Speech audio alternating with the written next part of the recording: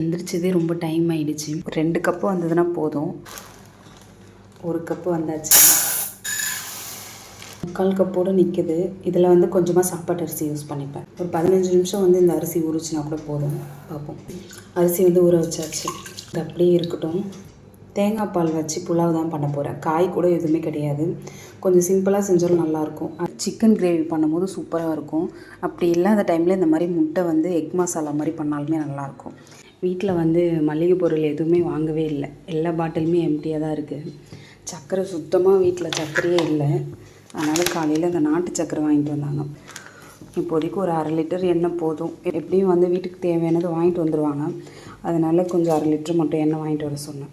இருக்கும் போது நல்லா சமைச்சு சாப்பிடுவோம். இல்லாத டைமில் இருக்கிறதுக்கு ஏற்ற மாதிரி செஞ்சுக்கலாம். இன்றைக்கி ஸ்கூல் ஸ்நாக்ஸுக்கு வந்து சன்னா தான் ஊற வச்சுருக்கேன். இது க்ளீன் பண்ணிவிட்டு அவிக்கணும். 3 பேருக்கு மட்டும்தான் அரிசி ஊற வச்சுருக்கேன். கம்மியாக தான் ஊற வச்சுருக்கேன். இதை வந்து மிக்சிலே போட்டுக்கலான் தான் இருக்கேன். ஒரு 2 கப்பு வந்து அரிசி ஊற வச்சுருக்கேன். இந்த கிச்சன் ஃபுல்லாத்தையும் க்ளீன் பண்ணிவிட்டு அதுக்கப்புறம் இதையுமே வந்து கழுவி க்ளீன் பண்ணிவிட்டு மாவு அரைச்சிட்டு பார்ப்போம். 2 பேருமே ஸ்கூல் போயிட்டாங்க. லஞ்சு இன்னும் கொடுக்கல. கட்டி வச்சுருக்கேன். 10 மணிக்கு ஸ்நாக்ஸ் விடுவாங்க. கேக் மட்டும் கொடுத்து அனுப்பிச்சிட்டேன். இப்போ அவங்க வந்து சாப்பிட்றதுக்காக வந்திருக்காங்க. போகும்போது ஸ்கூலில் வச்சுட்டு போயிடுவாங்க. எக் மசாலா தான் ரெடி பண்ணேன். வெங்காயம், தக்காளி, இஞ்சி பூண்டு பேஸ்ட்டு, குழம்பு மிளகாத்தூள், கொஞ்சமாக கரம் மசாலா போட்டுக்கலாம். தண்ணிலாம் எதுவுமே ஊற்ற வேண்டியதே இல்லை. முட்டை வேணும்னா நம்ம இந்த மாதிரி கட் பண்ணிக்கலாம். இல்லை 2 கூட கட் பண்ணிக்கலாம். தேங்காய் பால் வச்சு காயெல்லாம் எதுவுமே போடாமல் வெறுமனே வந்து புலாவ் வந்து ரெடி பண்ணியிருக்கேன். சாப்பிட்டு முடிச்சதுக்கப்புறமா தான் வீடெல்லாம் க்ளீன் பண்ணணும்.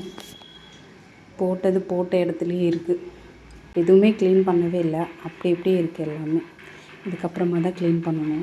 காலையில் எதுவும் டிஃபன்லாம் இல்லை. 2 பேருக்குமே வந்து புலாவ் தான் வந்து வச்சுருக்கேன். சாப்பிட்டு முடிச்சுட்டு லஞ்ச் ரெடி பண்ணணும். 2 பேருமே ஸ்கூலில் அனுப்பிச்சதுக்கப்புறமா வீடு ஃபுல்லாக வந்து க்ளீன் பண்ணிட்டேன். அரிசி ஊற வச்சுருந்தேன். மாவுமே அரைச்சி ரெடியாக வச்சுட்டேன். நைட்டுக்காக வந்து தோசை ஊற்றுறதுக்கு வந்து மாவு புளிச்சிரும். கிச்சன் ஃபுல்லாக க்ளீன் பண்ணிவிட்டு பாத்திரம்லாம் கழுவி வச்சுட்டேன். காலையில் வீடு வந்து ரொம்ப குப்பையாக தான் இருக்கும். அவங்கள ஸ்கூலில் அனுப்பிச்சதுக்கப்புறமா வந்து வீடெல்லாம் க்ளீன் பண்ணி நீட்டாக வச்சுருவேன். வீட்டில் இருக்கிற எல்லா வேலையுமே முடிச்சாச்சு. என்னோடய vlog உங்களுக்கு பிடிக்கும் நான் நம்புகிறேன். பிடிச்சிருந்தா சப்ஸ்கிரைப் பண்ணி சப்போர்ட் பண்ணுங்கள். பை.